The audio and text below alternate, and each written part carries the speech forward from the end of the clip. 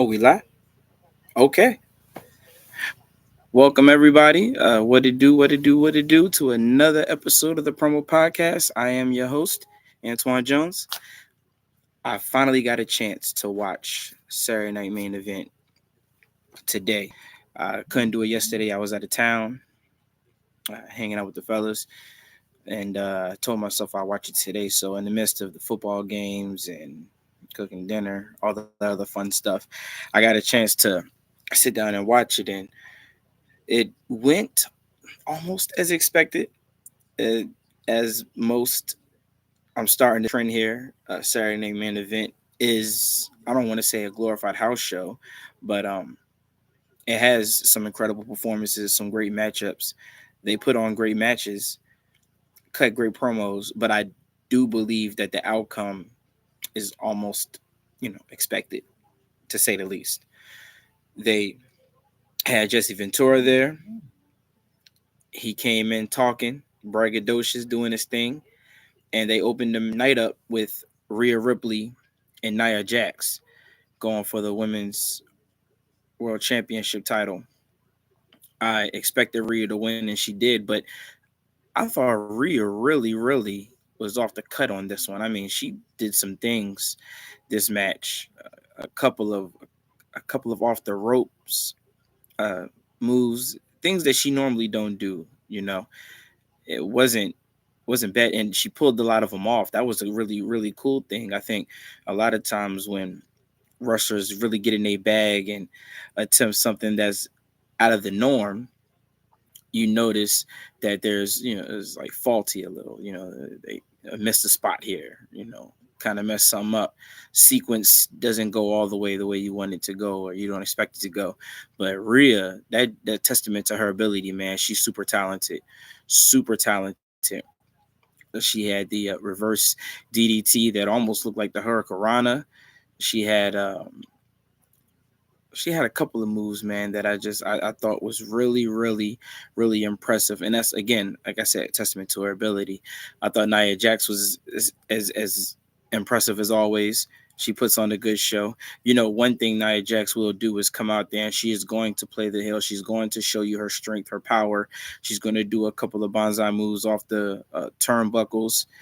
She's going to really enforce herself and her tactics on the opponent. And I thought she did that tonight. So she didn't do anything out of the norm. She didn't do anything that I didn't expect. But it was a good match. I expected Rhea to get the job done, and she did. This puts them both in the position that you would expect for a Royal Rumble. I'm pretty sure Nia is going to be in it. I expected to. I think she mentioned it, but she'll be there. Rhea will be there, but she won't. I don't. She won't obviously be in the Royal Rumble. She's the champ, but she'll be tuning in, trying to see who her opponent is going to be. And sometime this week, I'm actually going to give my Royal Rumble takes. Sometime later this week, I'll get to that part. But I do believe Nia will be in it, and she'll be impressive as always. That match was very first one. And as soon as that ended, we got right into the Intercontinental title. Sheamus versus Braun Breaker. And the dogs was barking. I I'm really sure that Sheamus is going to play this, you know, obviously he wants to get all the titles, right? He's won all but the Intercontinental title. So this is kind of to complete the crown, uh, trying to get every single one. This is the last one he hasn't obtained. He came out swinging, putting on the banger like you expect. Braun did a couple of things. The super spear running around the ring, and I thought the spot of this match was when Sheamus jumped off the stairs and Braun hit him with the spear midair. That, let me tell you, man, that is an impressive spot, and there moves like that happen often, right? There's guys that have been hit midair, guys that have been, the impact is like a collision, bow. It looks a little shaky, but I felt like he just hit him perfect. He landed it perfect. And when they both went down, you hear the pop. Obviously, uh, the bump was as real as can be, and that affects him for the rest of the match because now you see Sheamus kind of nursing them ribs for the duration of the match. Grabbing at his waist in mid areas, but Braun just young, athletic, and it was going to take a superhero effort to get the belt off him. Sheamus did have that in him today. That's you know expected, I guess, right? Again, I said it was expected. A lot of these matches, the outcomes were expected, but I believe even with the loss, I believe Sheamus is going to continue to push to get the IC title. I think I don't know if he'll go into WrestleMania. I'm pretty sure he'll get the WrestleMania match. I'm almost certain he'll get the WrestleMania match. And they're slowly building up Braun, right? He's already gotten the push. He's already been the Intercontinental champ now twice. He's already in the spotlight. He had a really good rollout when he came from NXT, and the reception for him is awesome. So he's already been placed in a really good spot. And the reason why I say all that is because whether he keeps the title or even if he loses the title, I don't think it's going to matter. His trajectory is going to continue to go up regardless. So I believe that the opportunity for Sheamus to get the IC title may be at WrestleMania. I think they'll revisit this match one last time and really, really um the implications for it might be larger, right? We might have Sheamus put his career on the line for the IC title. Something like that, career versus title match at WrestleMania. That might be the next level to go to for this match, just to add more flair to it, to make it seem like it's you know all or nothing at this point for Sheamus. I think that's probably next on the list for him. I think he'll still continue to revisit trying to get the IC title. But I'm just impressed with Braun Breaker. He continuously impresses me. That guy is just going to be here for a while doing the same old thing. Nothing's going to change for him. I believe after that, hold on. All right. I believe after that was the contract signing. And Shawn Michaels, he back at home in San Antonio, music hits. He comes out, people going nuts, right? You get Kevin Owens coming out there. He has the same look. He has the Cody sucks egg shirt, which owed to back in the day. It wasn't Dusty, but somebody had a shirt. Someone said saying like Dusty sucks eggs. So owed to him again. Kevin Owens is king of the merch, man. When Kevin is going against somebody, you can almost expect him to have a shirt that's either like degrading to the opponent or insulting in some way. I mean, Friday he came out with the Naomi shirt when he was fighting Jimmy, as Jimmy's wife. The disrespect is just on another level with Kevin. Like he's the king of the merch, man. He gonna find some kind of T-shirt that obviously is gonna rub his opponent the wrong way, and he come out and show it off every single time. I expect nothing less from Kevin. At this point, he don't even need a shirt with his name on it. Just whoever he going against that night, whoever he's cutting a promo with that night, give him their shirt or a shirt that insults them in some way, and Kevin's good. That's all he needs, That's the man. Then Cody came out. The pyros was in full effect. I mean, he had a everywhere. The back that was going off the top. I mean, just he went up the ladder. When he got to the top of the ladder, put his hands up, more pyros went off. There was fireworks was all over the place. Obviously he's the champ and got the flair. So he comes out and they're face to face, and Shawn Michaels made it crystal clear. I am only here for one reason, and that's to get this contract signed by the both of y'all. I just need the signatures. That is my job tonight. We're going to get that done. They start there talking. Cody saying what he has to say. Kevin basically reiterating what he's been saying, how he felt, that he's apparently he felt like, their friendship didn't mean anything.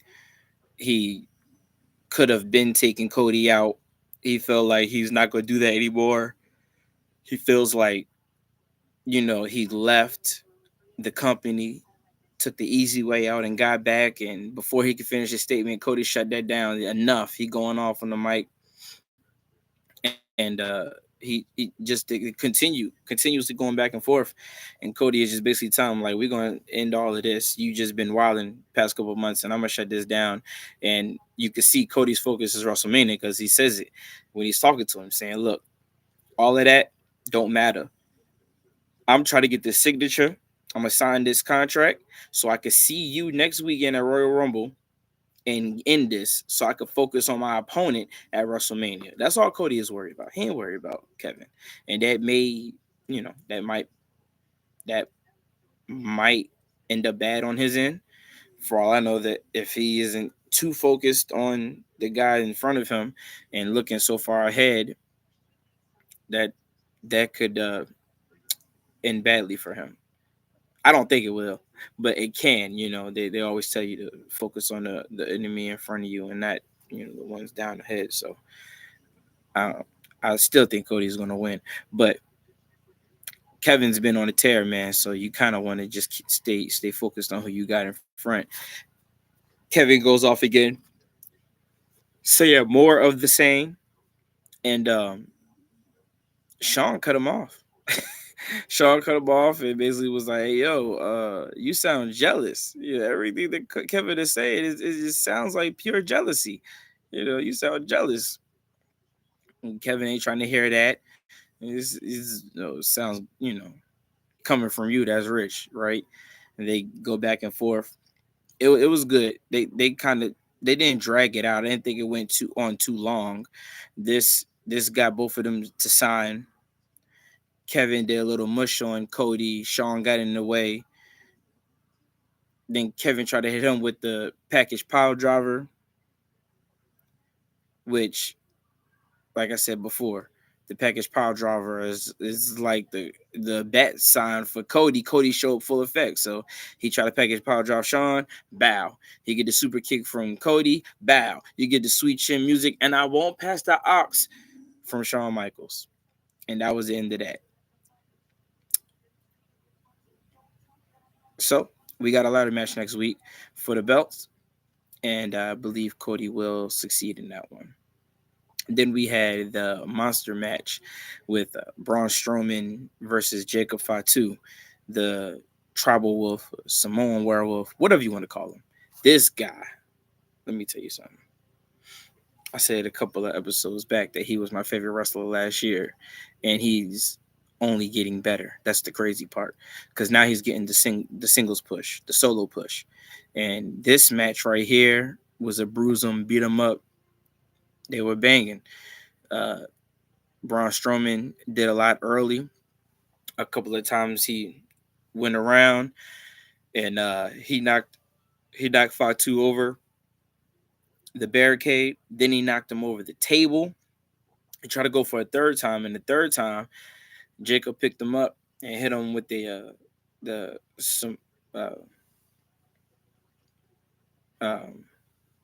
losing my mind here. It doesn't matter. So it was he knocked him down. And once he got him down and got him back in the ring, I think that right there is when it was over. That was the point where the match was over. He got him back in the ring, got him to the turnbuckles. He fell and dropped him down on the turnbuckles, and he went to do the hip check. Just ran over, bow, connecting with the hip check one time. Ran back to the other side, ran on him again, bow, another hip check. By the third or fourth one, Braun Strowman is like, he's done. He's done. He's laid out. He can't move. It's a Reynolds wrap for him. And the ref, I don't know why the ref did this. He kind of like got in front of him, like, hold on. I guess he wanted to check Braun Strowman. He was telling Jacob, like, relax. Normally, refs would do that when they want to check on him. But I think he already checked on him. So Jacob wasn't really doing anything in the way. I guess the ref was just like, it's getting out of hand. And Jacob throws him out the way. Another one, bow. Another one, bow. And the ref calls it. He's like, all right, this is ridiculous. You didn't already throw in the ref. Disqualification is over. But the damage is already done. And at this point, Jacob Fatu has now blown up in this spot because he's demolished Braun. Now you got people from the back coming in the ring to hold him off. He throwing chairs at people. Braun Strowman leaking on the corner, like somewhere between his face. All it is leaking. And that should have been the end of the match. But he didn't stop there. He got back over there, hit him again, and he went up to do the moonsault. This guy's insane. Hit the moonsault. He talking. They still trying to get him off. He hit another one, and that's when Tama Tonga came in. And at this point, if Tama Tonga is the voice of reason, then you've gone far out. You're in left field, because Tama Tonga should never be never be the voice of reason, and he was. So he finally talks him out. He leaves. Jacob Fatu, he spin the block. He goes back and do another moonsault. It's incredible to see. The guy's like 285, man. He's like 285 pounds, and he's athletic as all hell. It makes no sense. It makes no sense how incredibly gifted he is. So he gets them done. They leave, and as he's leaving, you hear the crowd chanting "Fatu, Fatu." Like, it's over now. He's over now. He doesn't have to be face. He don't have to be heel. It doesn't matter what Jacob Fatu is. The people love him. And his talent is only showing with the promos he cut before he comes into the ring, the matches that he puts on, his performances, and now he has that menacing persona, and that charisma that everybody just loves. I think it's for him, sky's the limit. I think he'll be in a Royal Rumble. I don't expect him to win it, but I believe he'll be in a Royal Rumble causing havoc. And now, it doesn't matter which way where you want to go, where do you want to take Jacob Fatu. He's got it, man. He's got the juice. So they finished the night off with the World Heavyweight Championship match, Gunther versus Jey Uso, and this match went exactly how I thought it was going to go. I'm a big Jey Uso fan. If you know me, you know that I did not expect him to win, but I said last week that if he put on an incredible match, that it would only boost him up for the rest of the year, especially with Royal Rumble around the corner next week and then WrestleMania. You kind of want to put Jay in a spot because he's been over for so long. He had that Intercontinental title run, which was, really small and short, but it served its purpose. And then he went back to the Bloodline storyline. But Jey Uso has built himself to this personality and this wrestler that people just love. You want to see him win. It almost feels like Kofi Mania. Kofi Mania, when Kofi had that crazy push from the fans. They just wanted him to win. And, he got his chance. He had a couple opportunities, and then WrestleMania came and he won the big match. It feels a lot like that now, where people are just clamoring for Jey Uso. They want more. They want him in the spotlight. They want him in the main event matches. I want him to win, So I think when the push, because I do feel like his rise has been organic. Once he's gone solo, the buzz just around him it's grown. It's grown now. It's blossomed to this point where there's no return. The people love Jay. They're going to continue to love Jay. Everything about him. And he put on a really great match. And he had that spot towards the end where he hit the super kick and then hit another super kick. I think he went for the pin. That didn't work, but then he hit another super kick. He would follow it up with the spear, and then he got on the top of the turnbuckles with the frog splash. And it was 1, 2, and it looked like it was going to be 3. It was like 2.9 or something like that in bow. Gunther does the jump out, and I think the wind was sucked out of the arena in that moment, because even if you didn't think Jay was going to win, that spot right there almost had you believing it was over. Just for those 3 seconds, you believe that, Jay is going to walk out here with the title. He's going to do it. And then he didn't do it. You're like, oh, man. So it's almost like those who probably didn't think he was going to win, now that you kind of have this feeling, this euphoric feeling that you want him to win it. I expect him to go to Royal Rumble. I expect him to have another great outing. There's but so many outings you can have as a face, especially when the people are loving you this much so vehemently. You're over. He's so over. It's almost like you gotta. I don't want to say you have to slap the title. I don't want to say that. You want him to earn it. But I feel like he's put in the work to this point where as long as the matches are gold and they have been, then he's already done enough to validate his position as a possible champion. Will he win it? I don't know. But I do believe he'll get another shot just based on the performances. Just based on the performances. He's earned one more. I don't know if it's gonna be at WrestleMania because that's a tall order, especially with the guys who are in Royal Rumble. I mean, CM Punk, Roman Reigns, John Cena. That's just the big three in my mind, the big three. But then you have Drew McIntyre, you have Seth Rollins. I'm pretty sure Damian Priest is in it. There are names, there are guys and hitters. It's going to be hard to see Jey Uso come out as the winner of Royal Rumble. It's going to be hard to see that. I don't know if he will, but I am interested and invested in seeing his trajectory going forward this year because I don't know if he's going to win a title, but I would love to see him get another opportunity because I feel like he's earned it. So who knows? We'll see. But anyways, man, that was the wrap up for Saturday night main event. We have Raw tomorrow. I have again another top 10 episode coming soon. I also will be doing my predictions for Royal Rumble later this week.